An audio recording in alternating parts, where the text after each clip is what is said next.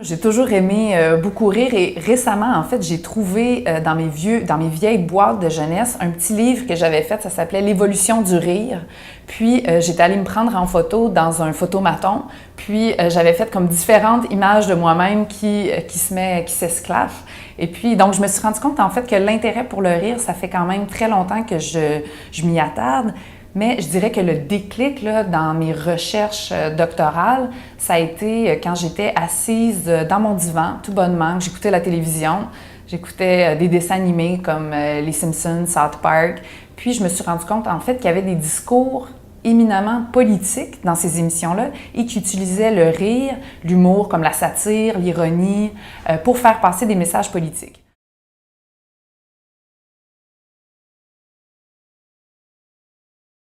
Quand on rit de quelqu'un, on se moque de quelqu'un, on le méprise. Donc, ça peut aussi être l'arme des pauvres.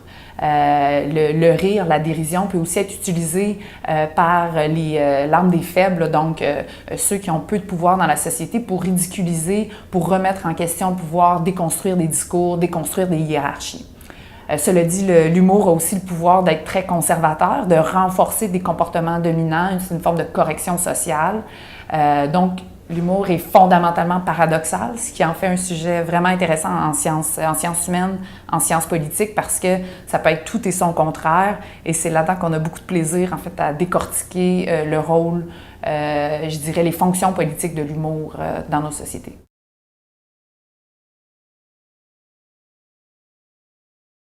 En fait, je pense qu'il faut comprendre que l'humour n'a pas toujours été vu comme une vertu dans nos sociétés. Déjà, si on retombe là, il y a peut-être 150 ans environ, l'humour c'était davantage vu comme un vice dans notre société. Mais tranquillement, il y a une forme de glissement et la société dans laquelle on vit actuellement, ce serait la seule, selon Gilles Lipovetsky, à dire qu'on vit dans une société humoristique. Ça veut dire qu'il y a une dissolution entre le sérieux et le non-sérieux. Et puis, on accepte de plus en plus, en fait, qu'il y a une jonction entre le politique et l'humour.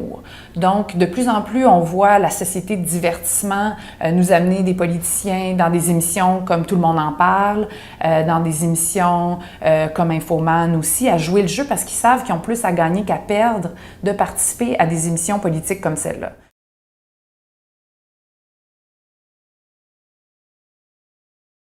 J'ai beaucoup de modèles aux États-Unis. Si je prends juste Jon Stewart, Stephen Colbert aussi, pour moi, c'est des grands modèles parce qu'ils réussissent à vraiment nous faire comprendre l'actualité politique d'une toute autre façon.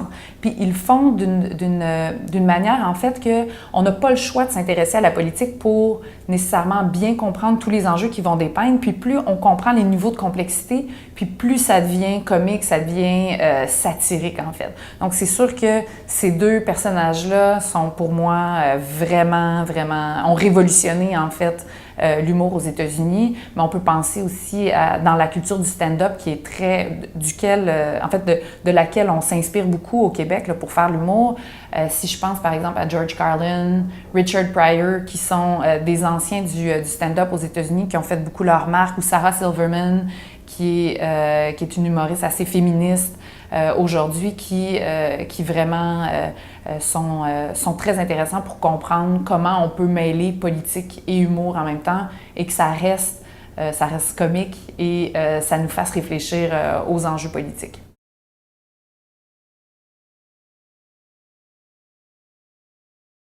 À l'École nationale de l'humour, en fait, ce que je fais, c'est les intéresser à l'actualité politique. Donc, comment l'actualité politique peut être une source d'inspiration pour leur futur numéro comique. Donc, comment, en fait, comprendre comment fonctionnent les différentes idéologies, les différents rapports de pouvoir. C'est ce que j'explique à mes étudiants. Ça peut autant être, quand vous parlez de Montréal versus de la banlieue, le 514 contre le 450, bien, on a un rapport de pouvoir déjà qui est là. Donc, quand vous en parlez, vous êtes des acteurs politiques. Donc, en fait, moi, si je peux réussir à les convaincre qu'ils sont des acteurs politiques puis qu'ils vont être vus comme tels, même s'ils ne veulent pas se déclarer comme ça, de cette façon-là, bien, il faut qu'ils comprennent que leurs propos pourront être repris dans les médias. Puis ça, on le voit, je peux penser par exemple à Sugar Sammy, puis la discussion sur la loi 101.